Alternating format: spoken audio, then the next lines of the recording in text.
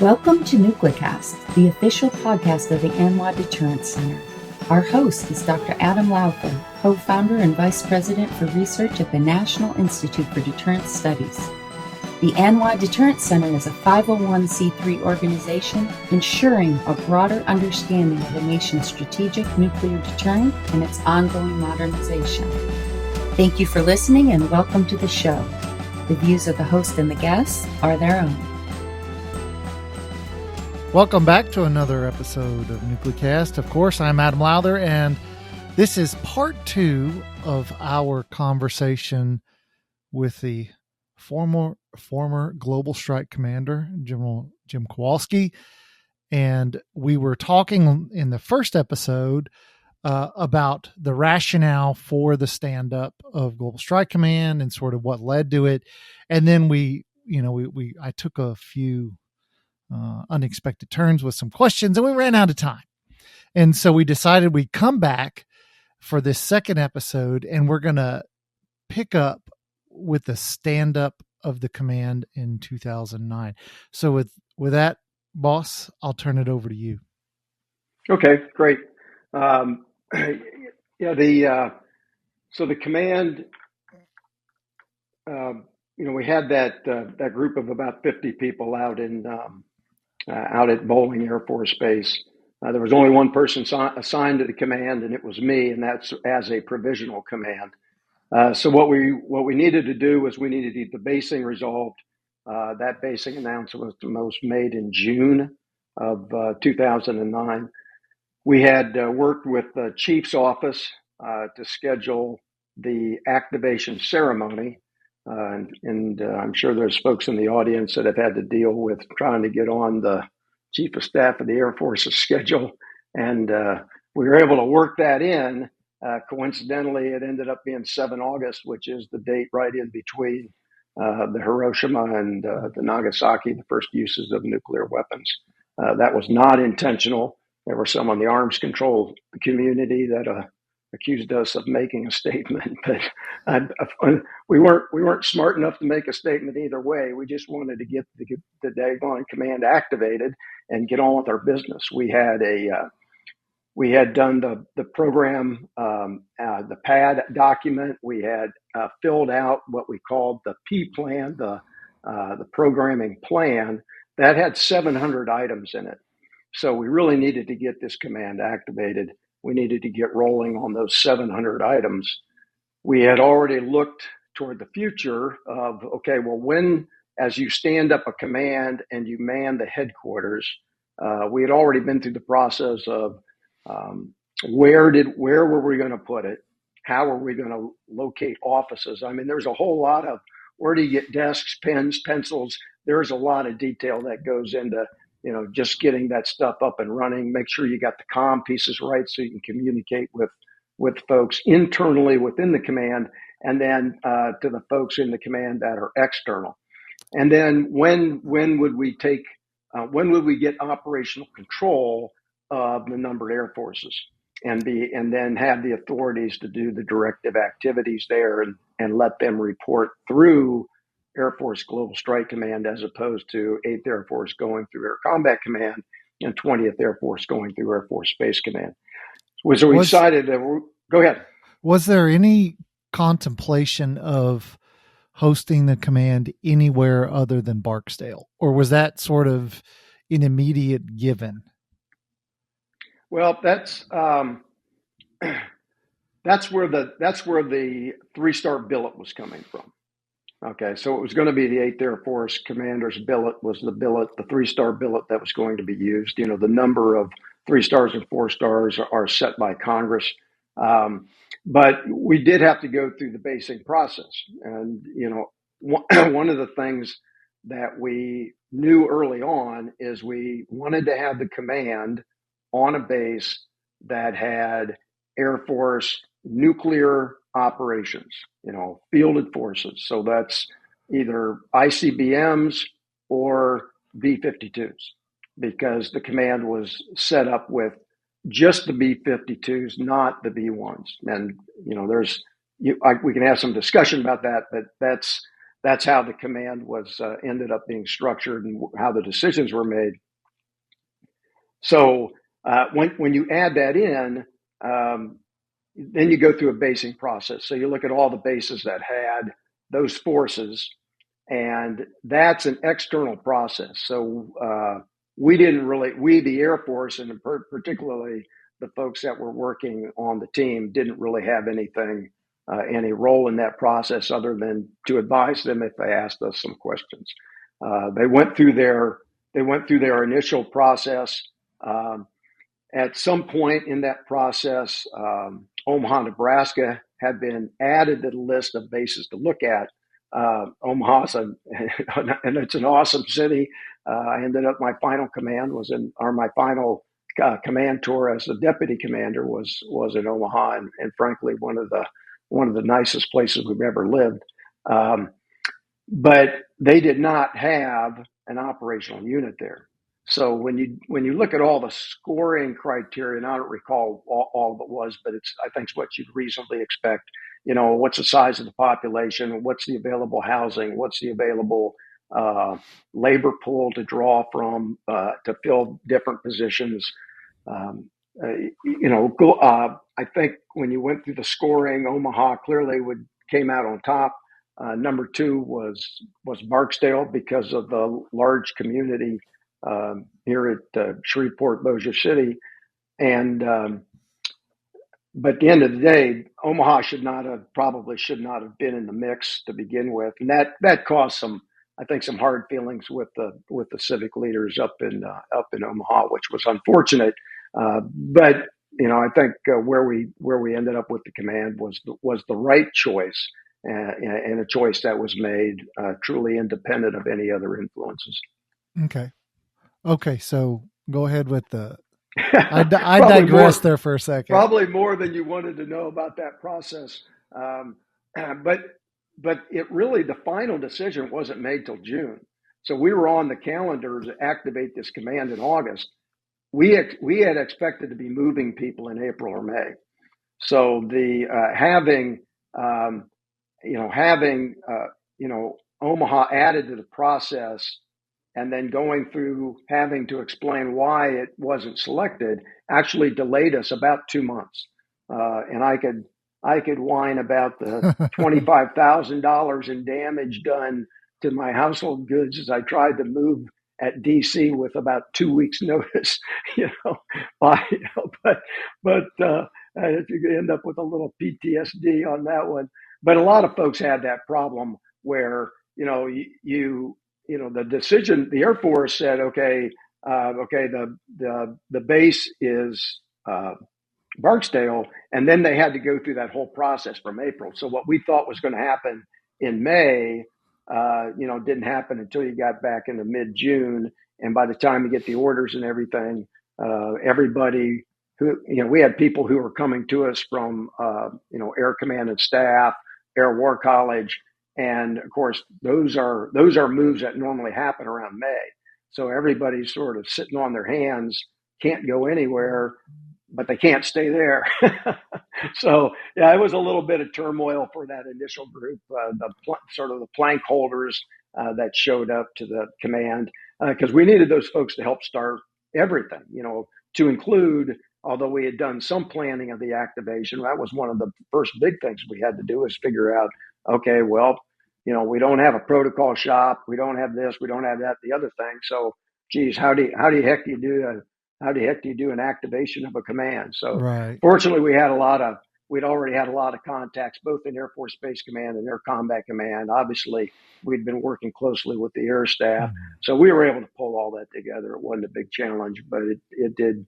A lot of people were running around with their hair on fire. So we get through the activation ceremony. We begin standing up the command. Lieutenant General Klotz is the first commander. He was the assistant vice chief of staff of the Air Force.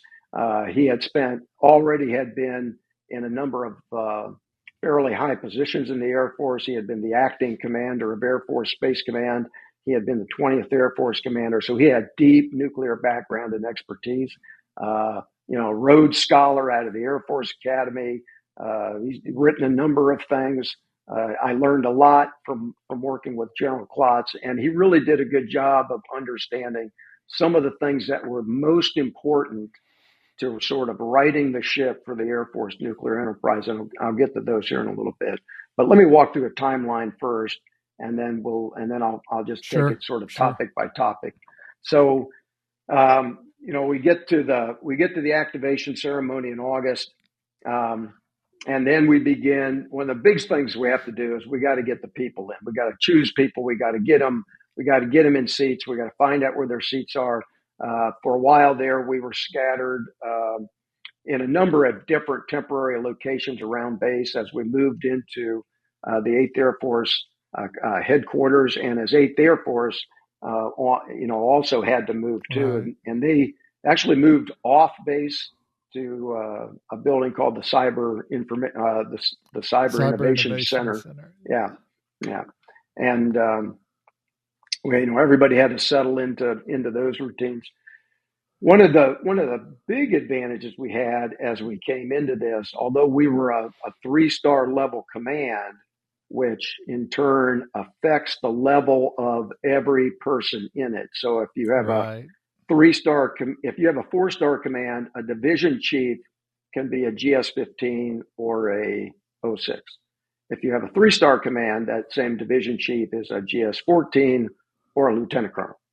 Right. So when you go to meetings with across commands, you've got the lieutenant colonel in the room with the colonel, or the GS-14 in the room with the GS-15. So there's sort of a disparity there at the beginning that was a constant sand in the wheels, as decisions would have to be elevated because at a lot of these working group levels, we weren't getting much traction. Yeah. There was a lot of sense, and particularly with some of the other commands and across the Air Force, that, well, this is standing up Global Strike Command's a temporary thing.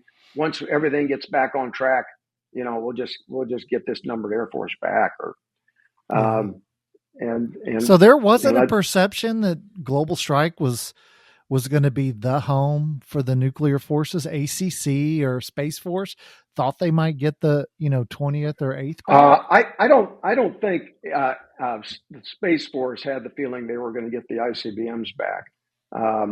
But I did get a clear impression. It wasn't just Air Combat Command. I mean, it was sort of at the lower general officer and senior colonel rank was, well, once we get this fixed, we'll get realigned here, and we'll get all of the combat power back in Air Combat Command. And that was sort of a drag on it too, because there was always in the background at all of these working levels this sense of, well, we'll see how long this lasts. And I get it. I was in the Air Force a long time. You see big changes come, and you go, well, let's not rush into this because we're coming up to election. Things could change.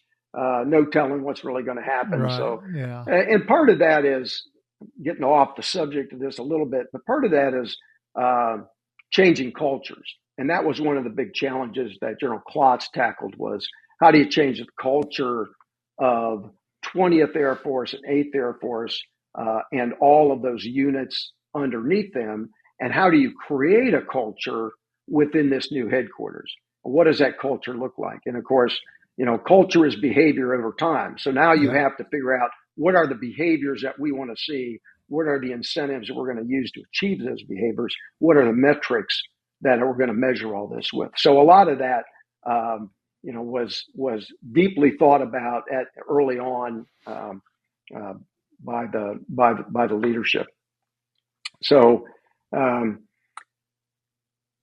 a lot of this was hiring, and fortunately we had the NSPS, the National Security Personnel System, that had just gone into effect a few years before, and it gave us a window to really, on the civilian side, be very proactive and move very quickly to fill a lot of the civilian positions.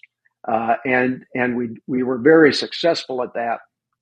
The only challenge that we then had was that in October of 2009, the NSPS was terminated, and the old system of doing civil service personnel processes was reestablished, and all of the hiring just ground to a halt of getting civilians in. And where under the NSPS, you didn't have the GS levels, you had bands. So we didn't have the restriction of, 15 versus a 14 versus a 13, et cetera. We could just hire somebody into a band that was appropriate for the job. And so we were able to get a hold of a good group of solid folks, and some of them are still at the headquarters and they've moved up to, near SES positions. So anyway, that was one of the first challenges we faced was the NSPS termination.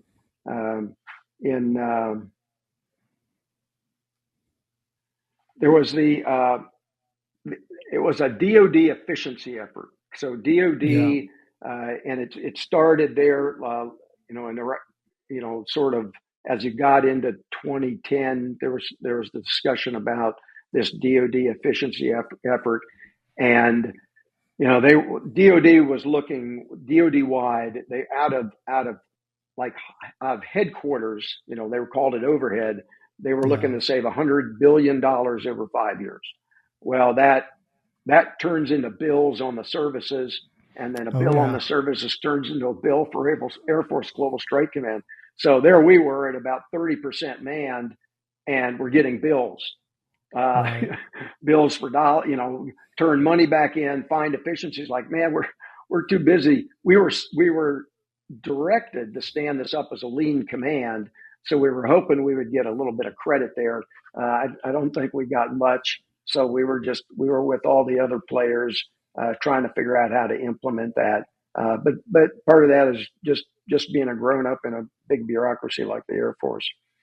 On 1 September of 2009, we took operational control of the ICBMs in 20th Air Force, and then went through the new year. And on 1 February of 2010, we took operational control of 8th Air Force, and we got the authorities and all the reporting then from 8th Air Force then went through the command. I think we talked about the Air Force efficiency thing. So a lot of this time now is spent with General Klotz going out to the units and carrying his message of what this new command is about. So we had our mission statement. We had his list of things that he was going to accomplish, what the goals were going to do. He was sitting down with the enlisted folks. He was sitting down with the junior officers. He was sitting down with the senior staff at each of the wings. And that was a big part of, those kind of engagements was a big part of what's going on.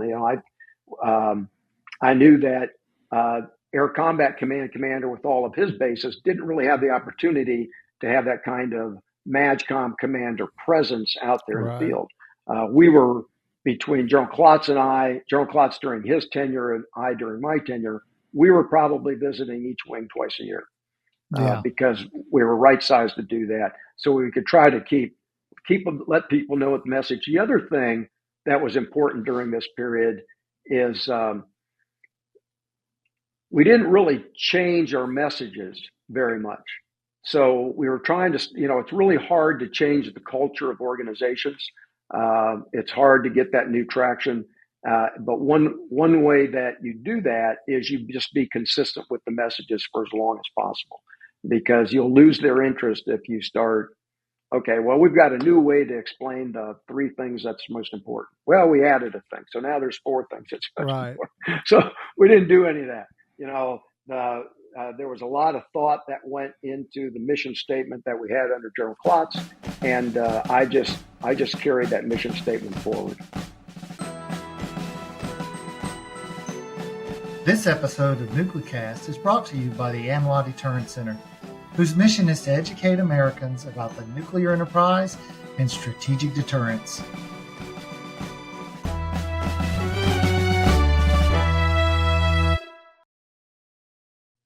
Would you say that the effort to reemphasize sort of nuclear competencies, and that, I wouldn't necessarily say the SAC culture, but some of the strengths at least of the SAC culture, was that a challenge, or was there a lot of sort of amongst airmen, hey, we'll see how this thing turns out, or were people like, okay, great, we're now nuclear focused again? Yeah. I mean, how was that? How did that work? I mean, 2014 and, subsequent to that, we were still working on this, but sort of in those early days, what did that look like? Well, it wasn't, I don't think there was a whole lot of, I mean, obviously there were a lot of retired folks that were chiming in with, yeah, okay, let's get the SAC culture back. And I spent my first part of my career in Strategic Air Command, and I was very proud of that. But it's a different world in 2008, 2009, 2010 than it was, in the heyday of, deterrence 1.0 with the Soviet Sure. Union. So the message really was a little bit different. It was a little bit more balanced, and it was a real emphasis on the special trust and responsibility of nuclear weapons. So it's hard to go out there and be too much of a nuclear warrior when the president of the United States is talking about the eventual retirement of all nuclear weapons. And that's not a criticism. I mean, for the time, he also said, and I think we used some of the other phrases he had in his speech, that nuclear speech that he had very early in his tenure. But we also said, they may not go away in my lifetime, and we are going to keep them. And so we emphasized the safe, secure, and effective list. We sort of went back to an older way of saying it, and really emphasized special trust and responsibility. And I've got to support the president commanders. I mean, these are the president's weapons. We are the president's nuclear force. He is the eventual commander of us. We're not getting chopped, to go out and do this on behalf of, just some random combatant commander. We're doing it directly for the president through U.S. Strategic Command. So, and some of this really had to be explained to folks. And also to remember, we'd been at that point, we'd been a decade in the global war on terror. So particularly those forces that on the ICBM community were getting rotated out to the theaters, for example, EOD, folks going out to the theater. And then on the bomber side, he actually had aviation units deploying out to the theater. So their focus had drifted more than the focus of the ICBM community. I remember missileers, hopping at the opportunity because they wanted to go to Iraq or Afghanistan. So they would go and become a convoy. You're an ICBM officer and you're a convoy commander, driving around Iraq. I mean, but that's what you did because that was, really critical to your, to your career progression. And so you did what you had to do.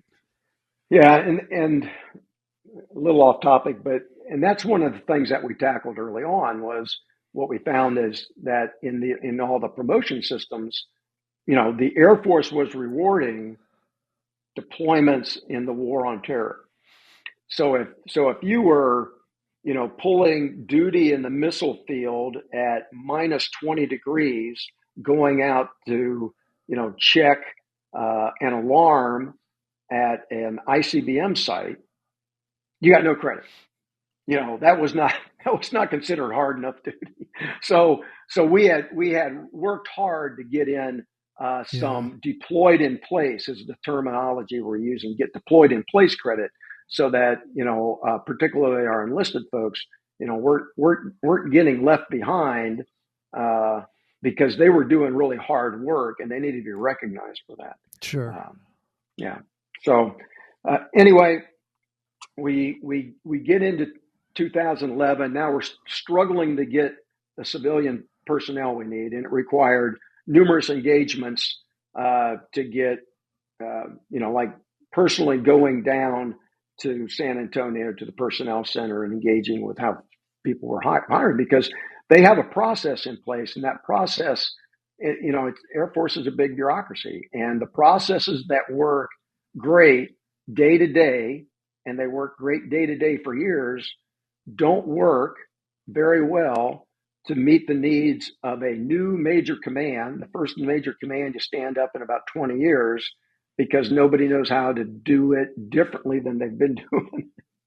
So, you're trying to get new authorities, you're trying to get senior leader interest within those organizations. You're trying to build the relationships with the people that are doing the work that said, yeah, I know you try to treat everybody the same, but could you give us a little love here? Sure. So we had some success there. We were building up. I think by the time we got toward the end of 2010, so it'd been, maybe a year and a half of being in this, we were at about 66% manned between civilians and active duty and the rest. But we're still not there. We still had this other third that had to come in. And as we got further downstream, we were going to be assuming more and more responsibilities from Air Combat Command and Air Force Space Command as we went forward. So, and we get as we get into late 2011 to 2012, we discover, hey, we win the Creech Award for the most improved aircraft maintenance and logistics readiness. And one of the things that is that should have been obvious to it, but maybe wasn't until we went into it, is that once you get people focused on it, and once you give them metrics that that they know you're measuring, and they can measure and they can see it too, and you have transparency on that, things tend to improve. I think may have been General Creech who said, if you measure something, it improves. And you have to be careful, because, you might measure the wrong thing and now you're wasting people's energy improving that. But a lot of time it just improves because people are paying attention to it. So by the time we get to 2013, so been active, 3.5 years, we've actually have increased the sorts readiness. So that's a combination of a lot of different data by almost 50% across the command, both ICBMs and the bombers. So people are focused on their jobs. We're rewarding things like sortie rates, flying hour completion. I think first time the bombers had completed their flying hour program in maybe 8 or 9 years was that first full year under Air Force Global Strike Command. Let's see what else we got. So let me unless you have some questions now, I'll go through a couple of topics here real quick, some of which we've already touched on. Well, because of our time, I'll give you a couple minutes to sort of hit the highlights. And then I don't want to get out of here without bringing Bob the Genie in to see. And he can either grant you, you can ask hindsight wishes of what you wish you would have had back then, or you can ask prospective wishes, because I think Bob can go backward or forward. But I'll let you take the next couple minutes and sort of wrap up these early years for us, and that what was important and challenging. I think we already hit on structure and authorities, and we hit on the culture pretty good. Resourcing was the biggest challenge. Okay, and resourcing not just the people. I think we've talked about the people, but the dollars too. So you stand up this new command. You expect to get an infusion of money. We sort of got an infusion of money. Because of the way the fiscal years flow out, doesn't show up right away. There's some money they can move, but not a lot. So now you're looking at future budgets to make things happen. So what happens? Well, we have the Air Force, we have the DoD efficiency effort happens in 2010. That gets implemented. And now all of a sudden you're being squeezed on the financial resources. And then what happens? The Budget Control Act, 2011. And Budget Control Act, although it didn't go into effect until January of 13, so it came in with the FY13 budget, it affected all of the planning from then on out. So, then it was just sort of the Pentagon is located close to Congress because the Pentagon's all about money. Yeah.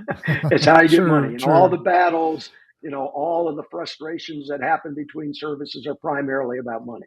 And so within the Air Force, fight was on. We were struggling to get the money that we needed to accomplish a number of different programs, not only to improve and bring up the nuclear enterprise to where we can ensure that it's safe, secure, and effective, but we also knew that we had skipped an entire generation of modernization. And, we had the Reagan era, and then we skipped, we went 20 years and we skipped it because, we were in deterrence 2.0 and we were going to be pals with the Russians.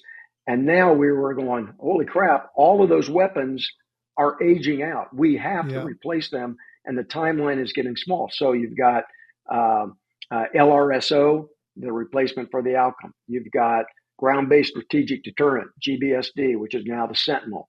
That's the replacement for the Minuteman III. You've got B-21s. Yeah, LRSB, long range standoff bomber. B-21. I haven't called it LRSB in a long time. So, but all of those things were, well, now we have to start on that. And the biggest thing was trying to lay in the budgets for that, complete the AOAs, complete the analysis of alternatives and and the entire bureaucratic process there, so we can turn these things into real programs of record.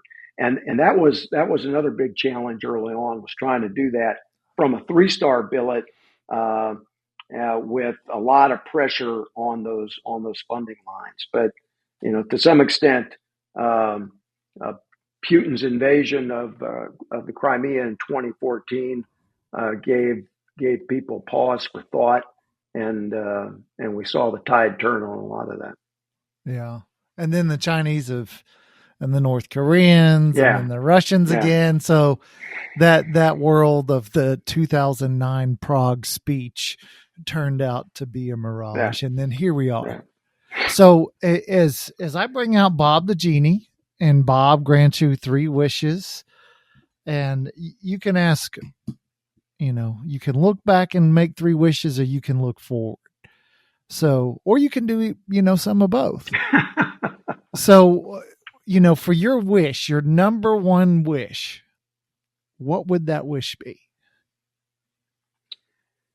That's a good one. You mean we can go back and change something, or you can make go something back happen in the future? Yeah, you can do either one. You can pick and say, I wish back in 2009 I would have had this, or we would have done this, or you looked forward to the future. Either way. Yeah, I would probably want to look forward to the future, and just sort of get a public awakening on the danger that's out there. I find it very troubling, this isolationist tendency that I see, this turning our back on the Ukraine. There's this idea that Russia, and I heard this when I was a STRATCOM commander from 3-star generals. Well, Russia's not really a problem. Their demographics are such that they're just going to go away. No, that didn't happen. And we heard the same thing when we went out, and we had some very deep concerns about Chinese nuclear weapons and the use of the Chinese tunnels to hide and move, and basically how opaque their program was.